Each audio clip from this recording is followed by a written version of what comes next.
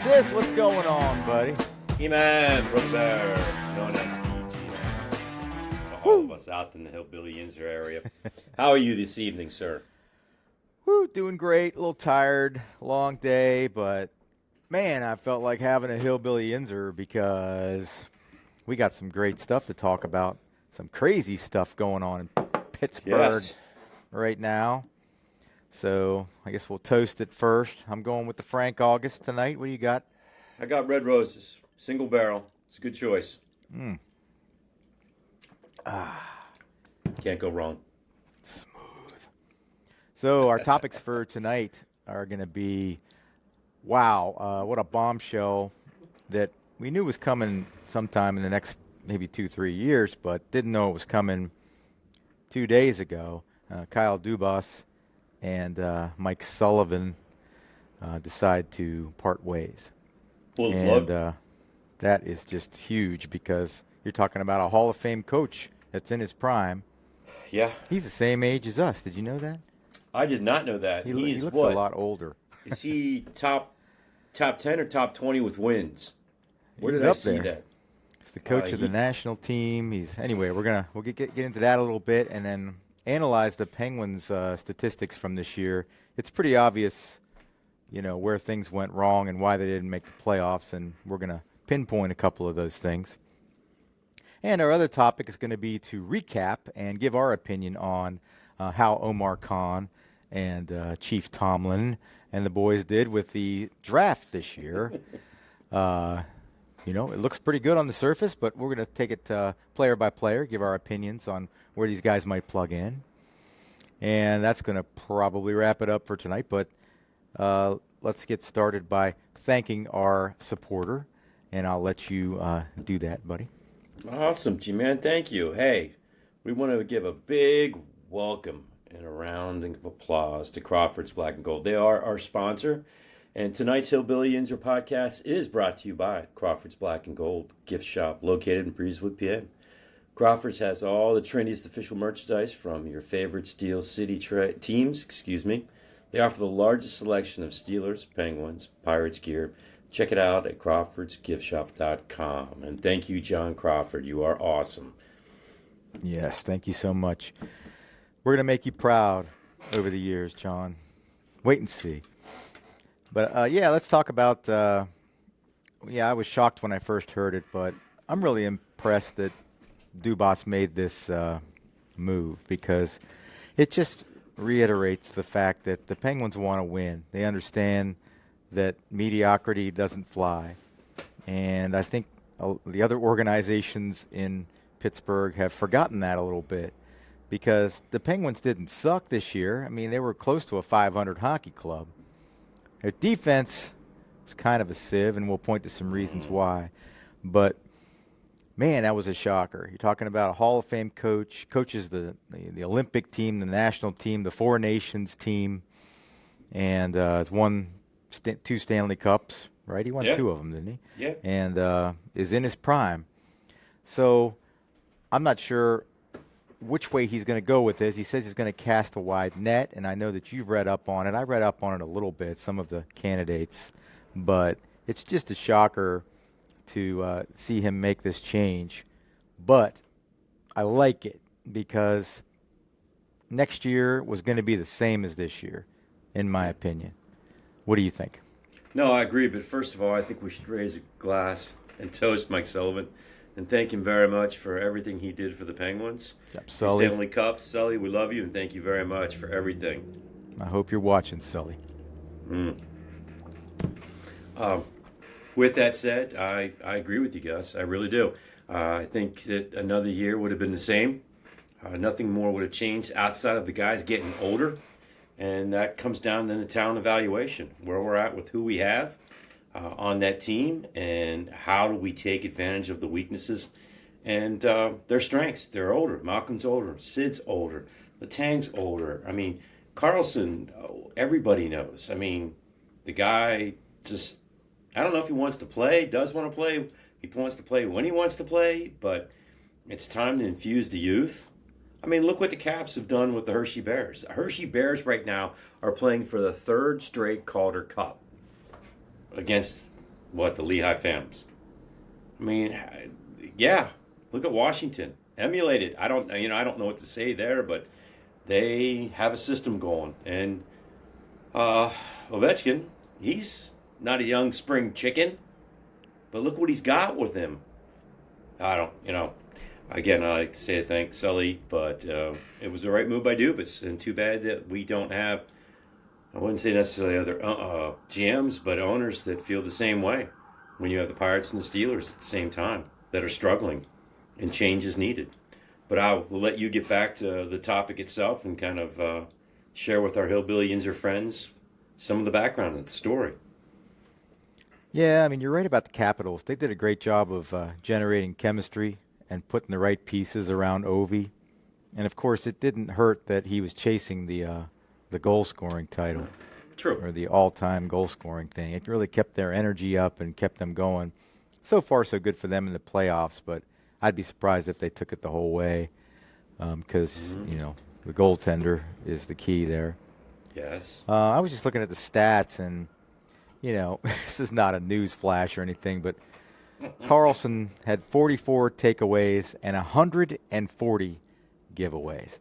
And, if you watch I don't watch the Penguins every game. I probably caught a couple dozen games this year on the tube. Can't believe I just said that. Showed my age. But to put it into perspective, Letang, who I'm always making fun of, calling him and, him and Malkin the senior league players or whatever.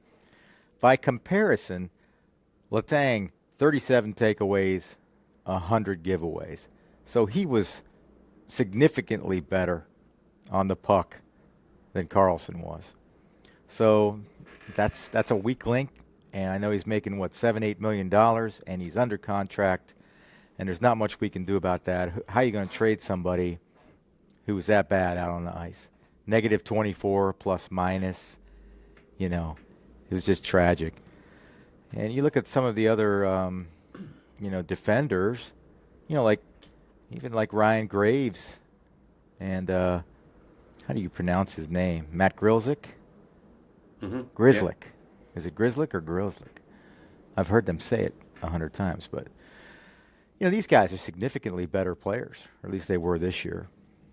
So, and I know we have some guys coming up next year from the minors that hopefully we can work in.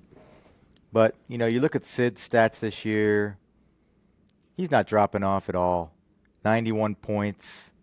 He won 58% of face-offs. He gave away the puck 86 times, which is pretty high for him. So he is slowing down a little bit, but Sidney Crosby slowing down is like Superman maybe, tripping on a little teeny nugget of kryptonite or something. So yeah, he's just fine. But with Sid, it's now based on his age. And we talk about age. And where is Sid? 36? Is he somewhere around there? Oh, he's 37, according to the stats. And we think that's old. And we're sitting here talking on a podcast about him. I mean, if you want to do management of his time in these later years of his career, then do it. But make sure you're surrounding him with quality product coming up through the minors. You and I have had this conversation, and I always said it, Malkin should have been traded 6 years ago for product. How do you keep both of them? How do you keep them both happy? And how do you keep them where you're going to get more cups? They haven't been able to figure it out. They haven't been able to find a goalie. We've struggled with that ever since the expansion. And our boy left, Vegas years ago. It's been a struggle there. Some of the acquisitions, Carlson's just not a good one. And again, do you just eat it and walk away? Because do you really think Carlson or Jari's going to get any better next year? I don't know. But you have to look at past histories and say, okay, what have they done? And year over year, is it going to get better? I can't see where Carlson's going to improve at all. Jari, again, you got two guys that are blocking the youth from coming up, and that's a problem that you have. Yeah, and looking at Malkin's stats this year, he only won 45% of his face-offs. And but his takeaway and giveaway wasn't bad. 30 takeaways, 79 giveaways. You know, it just highlights the year that Carlson had. So, yeah, you got to hope that Carlson can bounce back next year and just have significantly better numbers than this. He's going to have to, or he'll drive whoever the new manager is crazy. But, yeah, I just wanted to point that out, you know, a couple of reasons why the team couldn't get over the hump, I guess. You know, All right. they're close to a 500 team, but they got to make the playoffs next year. But G-Man, you also bring up a good point. Okay, so based on Carlson and Sid and Jeannie, who do they find as a coach? And not necessarily coach, but the system that fits them at their age in their career. You know, maybe Carlson just wasn't a Sullivan, prototype for his offense. You know what I'm saying? So does Carlson get better? Like you're saying, he hopes he gets better. Well, does he get better if they bring in a different head coach with a different philosophy on the offensive mind? The more I read about this Carl guy from University of Denver, the more I like it. The more it's like, it's like picking Sean McVay out of the Rams. You know what I'm saying? It's taking that. Don't go back to this one guy there who's 66 and he's interviewing for the Anaheim job, but he's also being considered. I'm like, get away from the old school retread over again and again and again, and same coaches. Find somebody fresh. Find somebody with a new perspective. And I think you'd get excited about it. I think people would get excited. We want the same old bloody people year after year. Goodness Bruce gracious. Boudreaux? Yeah, I guess I would be okay with Tocchet just because he knows the culture a little bit. But I agree with you. Bring somebody in younger. You know, just run it by Sid first. Make sure he's cool with it. Run it by Sid. Yep. Got to run everything by Sid. Got to be Sid. So, yeah. So we'll move on to, unless you have anything else to add about the Sullivan mutual parting of ways. No, I think he got fired, but how can you say you fired a Hall of Fame coach? So the mutual parting of ways. Anything else? And again, to that, you thank Sully for everything he did because he brought a lot of joy to us fans for the Penguins, and you wish him the best of luck. But he wasn't willing to adapt. He had a philosophy, and with the team that we have and the contracts you have, you got to look for something that's going to mesh with them. And I understand what Dubas did, and hopefully he'll find a good replacement. Yep, well, we'll keep tabs on that. In upcoming podcasts, I'm sure that he's going to name a coach, and we'll take a little analysis into that, his style, and see how it fits in our opinion. So we wanted to move on to the next topic, which would be the Steelers draft class. And, it looks on the surface, it looks like they got what they needed to plug some holes. Derek Harmon, the first rounder, defensive tackle. Really tragic what happened with his mom, but at least she knew he got drafted before she passed on. And he looks like he's got size, quickness, talent, toughness. So you got to think that's going to work out. Caleb Johnson, the running back, I'm kind of excited about him because you know how Najee just drove me insane in the last 3 years because, he can't run away from anybody. So if he picked up 15 yards, it was, you were elated about that. So I'm going to have some dog noise here, but that's okay. All good. So Caleb Johnson, I was looking at a little bit of his video or whatever we want to call it these days, and it looks like he has a burst. He's as big as Najee.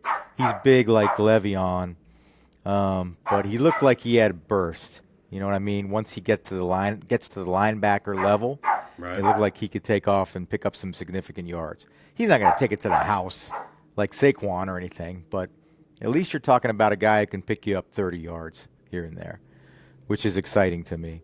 Jack Sawyer, linebacker, Ohio State. We all saw that play he made in the national championship game, and that just adds more depth to the to the pass rush. I mean, if they do end up trading TJ, which we all shudder You brought at the it up, thought huh? of that. You brought it up. Now you brought him in to compete with Highsmith and Herbig. But what do you think of the top three there, Deej? I loved Harmon. I think they hit the nail right square with that hammer. I think he's going to be a great pick. I know that there was Grant and there were a couple other people they were talking about, but I liked Harmon's capabilities. I like the way that his size is. I like his activity, his energy, the way he can break through double teams. He's going to be disruptive. At the same time, you have to understand, based on the type of defense that they run, they don't have a nose tackle anymore. They probably haven't had one since Casey, correct? So is Harmon, going to be a replacement to give Cam a breather? Or is he going to be on the field at the same time? Because typically what they run 3-4, where you're going to move Cam and then you're going to have two defensive ends and you're going to be coming in, and then you have your four backers.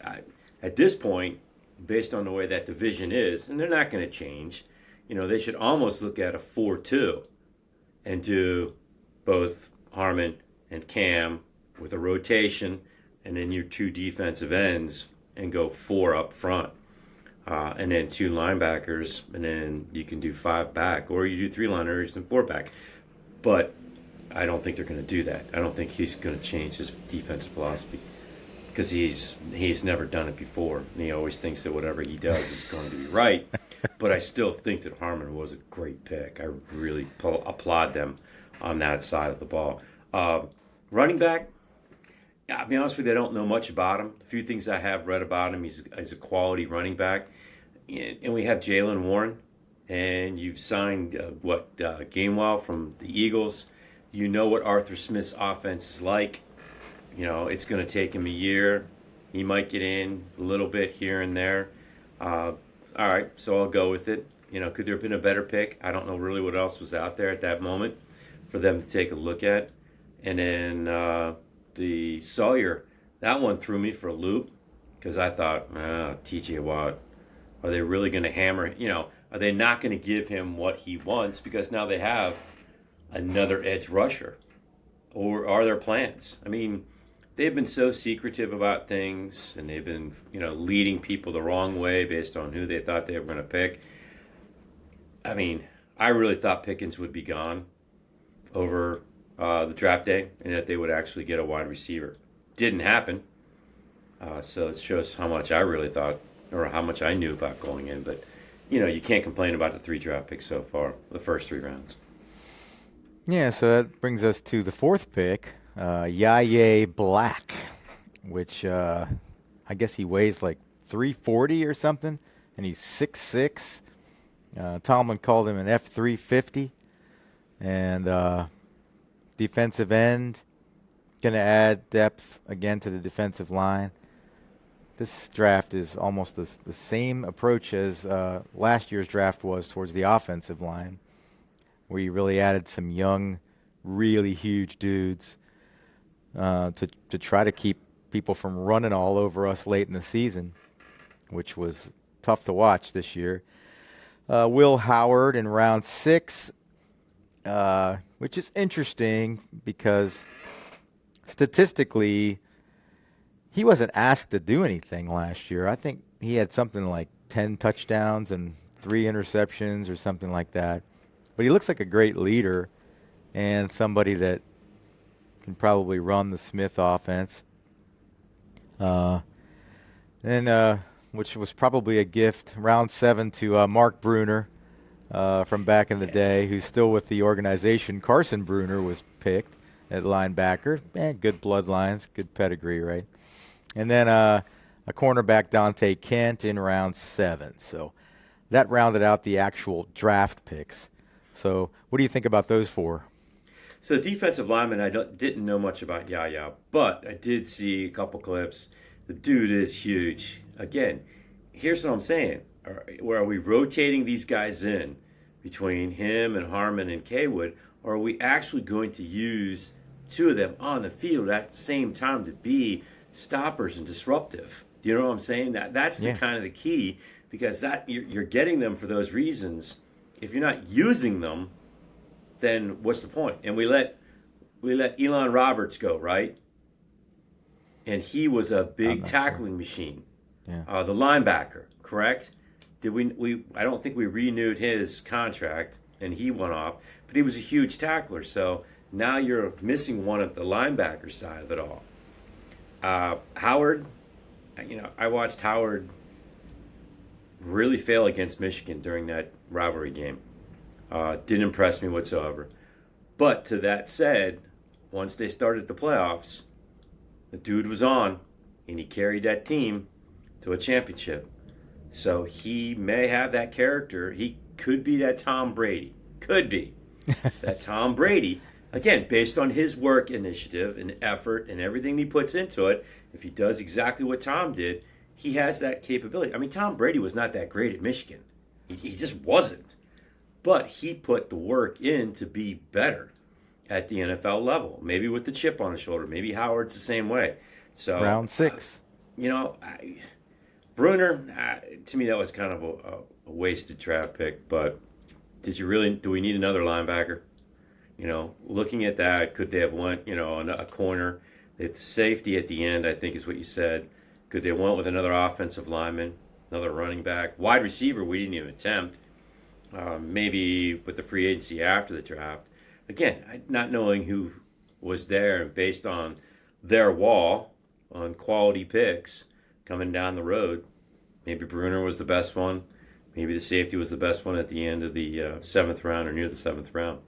All in all, I don't think it was a bad draft class for the Steelers. It's how they're going to use them.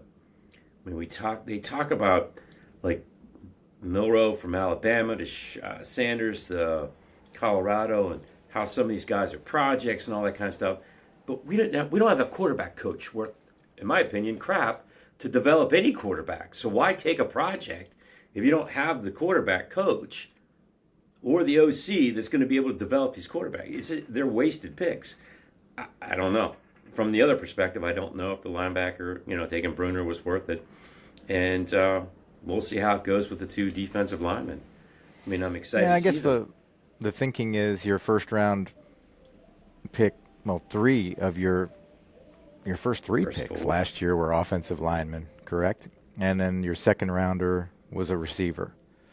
Yeah. So they're hoping those guys come back. The first rounder got hurt. The receiver gets hurt. Zach Frazier got hurt a little bit, but I think he played like 14 games. He played and then McCormick played at least 14 games, right? So you got those 2 guys played, but the other 2 did not.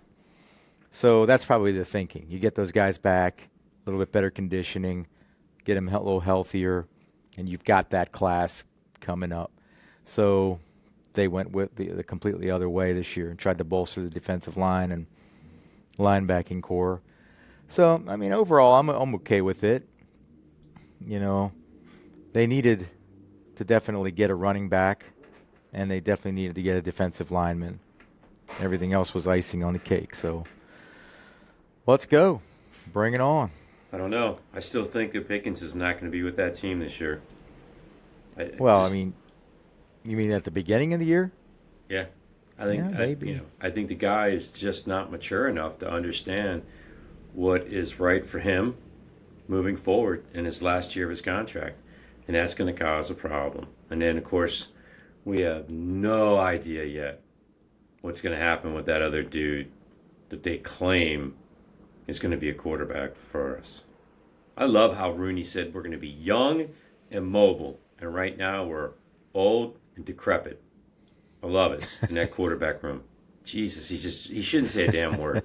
Just stop talking. Stop talking. It's whatever. I mean, it is what it is for all us HillbillYinzer fans. But man, oh man. Man, oh man. It is kind of funny that he just casually makes a statement to a reporter that, we think Aaron Rodgers is coming. Almost like, really, it's whatever he wants to do. If he gives me a call tomorrow, we'll sign him to a contract. I think the Steelers need to be more proud than that and, go back to maybe the way it was before where you got to want to be all in and want to play for us. None of this. But I guess they're that desperate, though. because no one believes in Rudolph.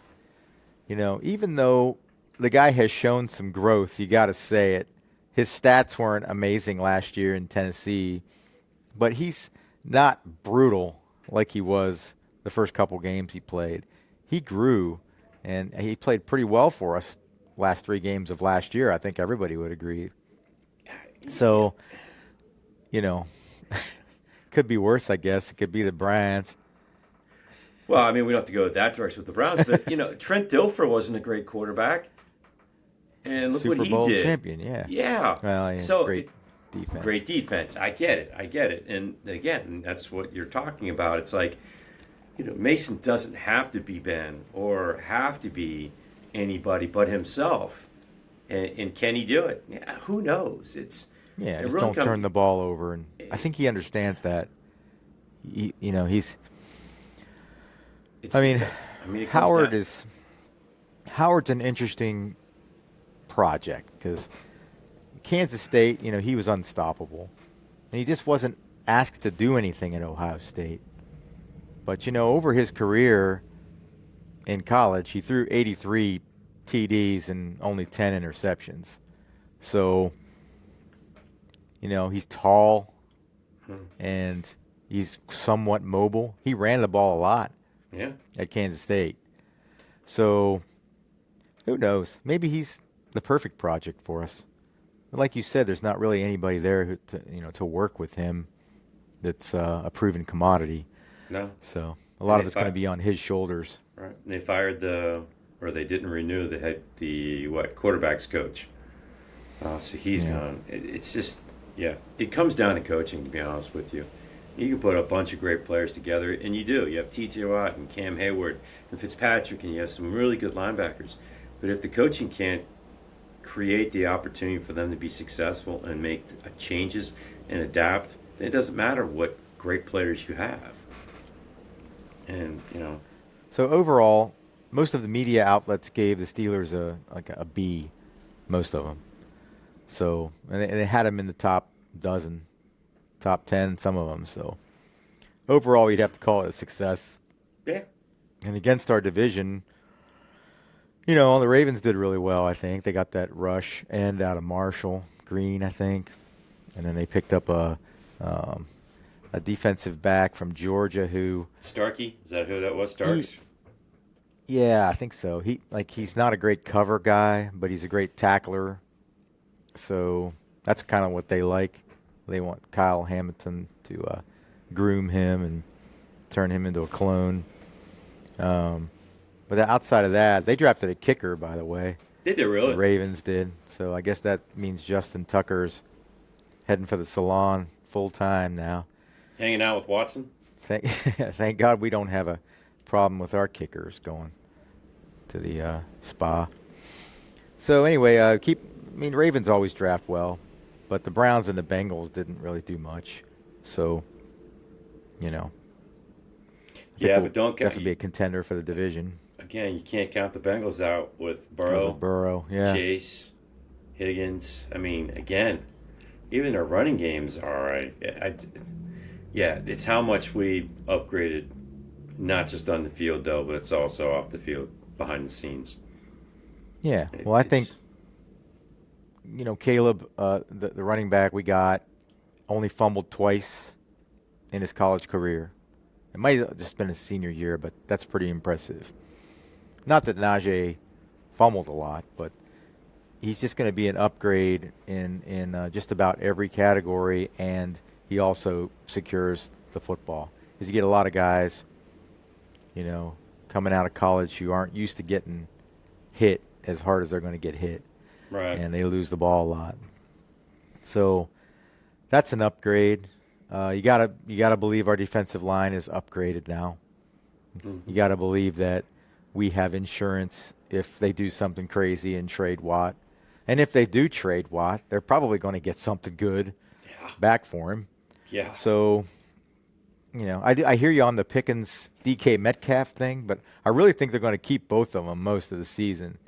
And if we do crash and burn, they may trade him before the deadline, Pickens to the Cowboys or somebody.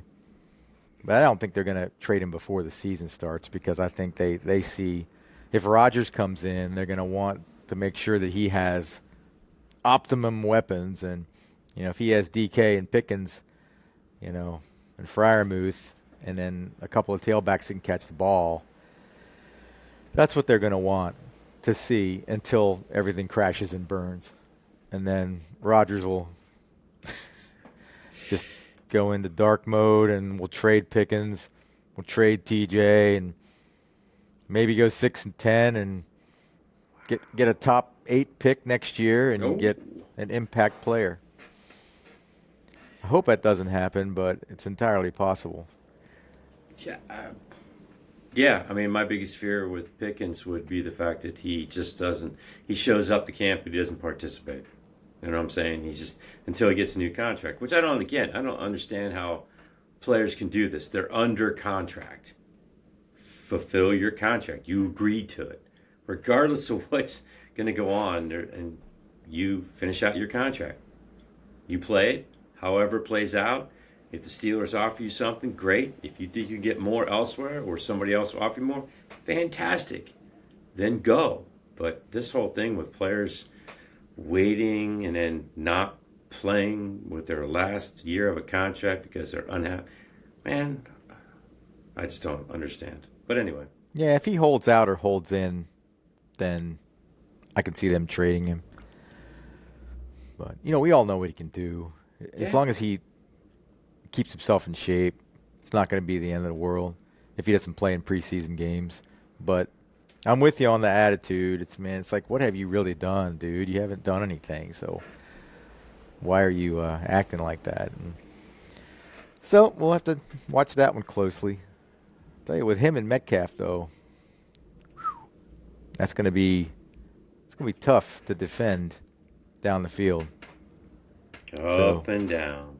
Yeah. Up and down, both of them. I mean, what's Metcalf? Metcalf is 4 years later than Pickens. A head case when he was in Pickens' shoes just as much. And now you have 2 head cases. One's just, 4 years older, 3 years older, whatever it is. Again, it's just kind of like we get sucked into drama, man. What wide receiver in the NFL is not a head case? I mean, Hines Ward wasn't a head case. Goes, I'm talking about like now. There was a lot of receivers back in the day, our day. Right, and so that's what we look players. Up to. That's what we look up to. The Lynn Swans of the world, the Star Wars of the world, the Hines Wards of the world. Yeah. You look at those and you're trying to not get, those players that just create the drama, but that's all brought by them growing up as youth. Pickens is who he is because of his high school football coach, and of course, George is a football coach, where there was no discipline. You let him do whatever he wanted to do, and now you're talking about a kid who's in the NFL, and he's been given everything. He doesn't understand discipline.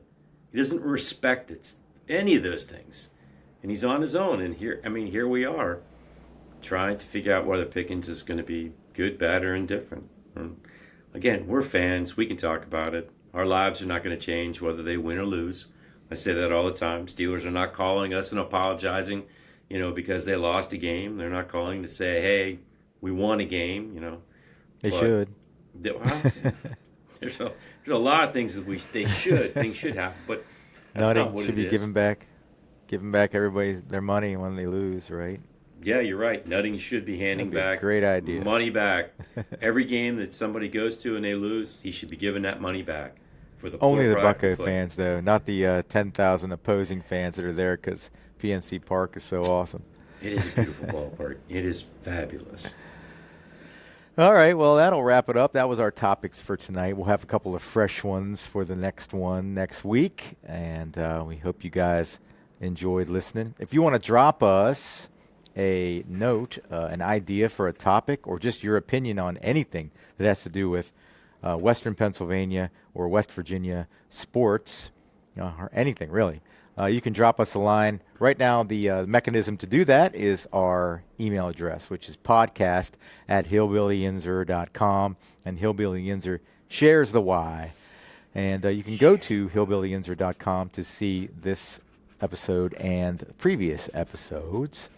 So that'll do it, buddy. Hopefully we can circle back next week and talk a little more sports. And I hope you enjoy the rest of your week. Before you sign off, don't forget, we have a wonderful TJ Watt jersey, and we have a gift pack. So send us your email. Enter to win that gift pack that we'll have prepared for Latrobe when we start with camp. Yeah, you can continue to register for that just by sending us an email with your name and your preferred method of contact and your hometown. To podcast@HillbillYinzer.com. And we're going to be giving that prize pack away by the end of next month. So just a couple more episodes, and we'll be picking the winner. So good luck on that. Get us your note and any other thoughts you have.